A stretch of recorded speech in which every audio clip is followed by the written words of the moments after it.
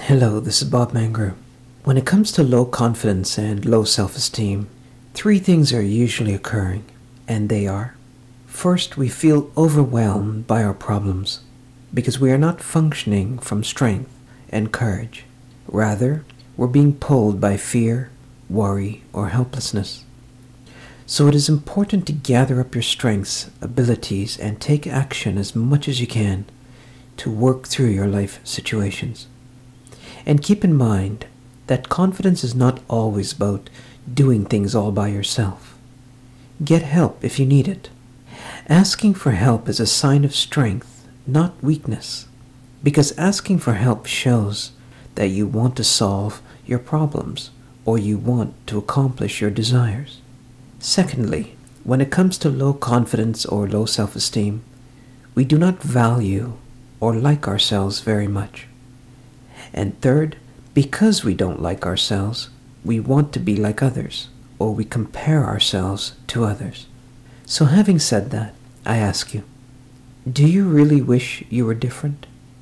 If we were to divide all of the world's problems and evenly distribute it to everyone, most people would be quite satisfied to take their own problems and go peacefully. You may believe that someone may be better off than yourself.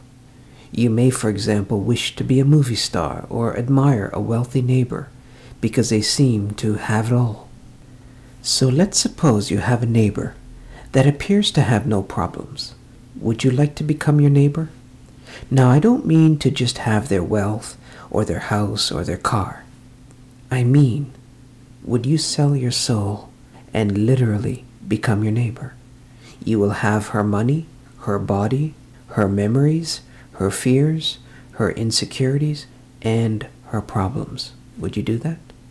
When I ask people this question, I have never yet had anyone tell me that they would. As for me, I wouldn't either. I wish to be no one except myself. I am quite satisfied with my own problems, my own joys, my own fears, my own body, and my own insecurities. And I'm also quite satisfied with my own feelings of love, my own feelings of joy, courage, creativity, and whatever. I am quite happy to take my own share of problems and go peacefully, because quite frankly, there's enough work in myself to keep me busy for the rest of my life.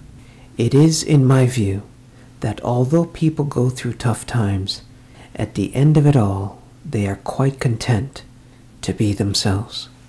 For the most part, when we are down on ourselves, we are actually wishing for better circumstances, but not to be a different person, because intuitively we recognize the preciousness of our own soul. And to give up our soul is not up for negotiation. Our soul is our spiritual fingerprint, which reminds us that there is no one else like us in this world. Our happiness surfaces when we are able to see the magnificence everywhere. And for that to occur, we must be able to see the glory within ourselves first. The rejection of our own beauty and goodness is a fundamental source of suffering, and such a denial only makes the world seem uglier. Your most important focus should be the specialness and sacredness of who you are, and as you do so, the world will start to look beautiful again. Thank you.